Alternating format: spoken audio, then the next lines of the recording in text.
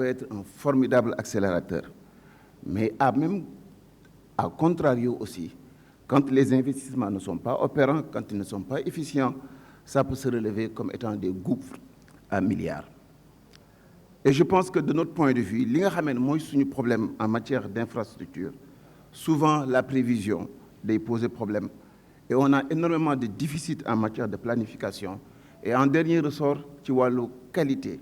ak respect des règles de l'art dañ ci am ay jafe-jafe.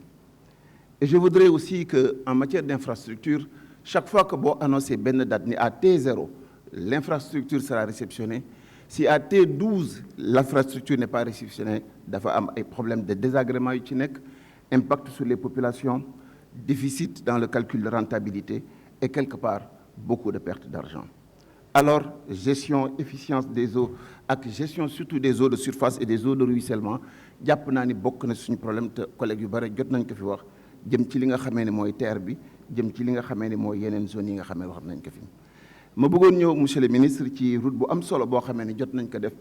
mu jëm ci Gandiolé bi di ñu rattaché ak Saint-Louis jàpp naa ni route bu am maanaa la mais dafa am ay problèmes yoo xam ne daf ci nekk ndax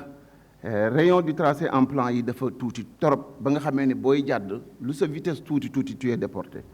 et ensuite da ngay sentir ni ci coordination profil en long profil en travers ak li nga xamee ne mooy topographie générale du terrain am na si ay dysfonctionnement yu jéggi dayoo yoo xamee ni perte de tracé day am problème d'instabilité du point de vue du confort de l'automobile da ci am et souvent yooyu mooy yi nga xamee ni boo koy identifier da nga naan est-ce que au moment de la réalisation contrôle bi nekkoon na lu efficient parce que quand il y a perte de tracé bu la yàlla dimbalee sa vis-à-vis di ñëw même bu taxawee ci dugg tali bi tu as aucune possibilité pour l'identifier et souvent suy am c'est des entreprises yoo xam ne kenn contrôlé wu leen alors ils font beaucoup d'économies sur le terrassement et loolu aussi je pense que ni route boobu loolu mooy point sensible bi nga xamee ni gangréné na ko et je pense que quelque part à ce niveau il est extrêmement important que ñu mën ko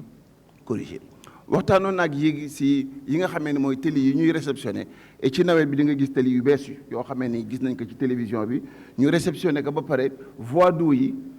taw bi ñëw nga gis ni télé bi dagg nañ ko. Ça veut dire simplement que da ngay am problème ni est-ce que au moment de l'étude jël nañu en charge les eaux de ruissellement est-ce que jël nañu en charge l'assainissement de cette route-là.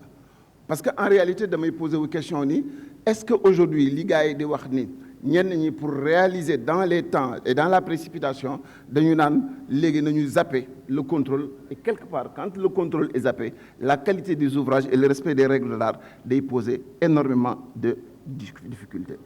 ma bëggoon ñëw ak yow monsieur le ministre si li nga xamee ni mooy caractéristique générale au Sénégal Sénégal ñun ñëpp d'accord nañu c'est un pays boo xamee ni la topographie n'est pas très agressive. Alors comment expliquons-nous dans un environnement aussi favorable suñu comparer suñu infrastructure par rapport à des pays qui ont des environnements avec une topographie extrêmement agressive